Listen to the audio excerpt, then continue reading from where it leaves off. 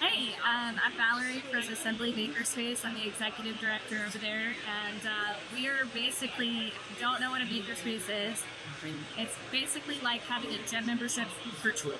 So we have woodworking, obviously, because we're here at Texas Woodworking Festival, but we also have metalwork, lasers, 3D printers, a textile shop, electronics, uh, kind of anything in the baker world that you're interested in. We've got just basically we're just here with classes and space to let people come and experiment and play with making things. We're in Northeast Austin, around 183 Cameron Road, and we're just a community of makers that really likes experimenting and trying new things. If you want to come take a closer look, I've got a really cool piece that one of our members made here.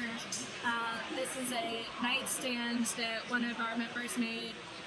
And he is really amazing in the wood shop, but he's also really brilliant in the electronics lab. And he actually designed a circuit board custom and machines these brass buttons that are just like perfectly flush in the top of those so that he can control his lights and his ceiling fan with the touch of the button on his nightstand. So we've had a lot of really cool creative people in our community that are eager to share their skills and their knowledge and make cool stuff. So this is kind of what we're all about.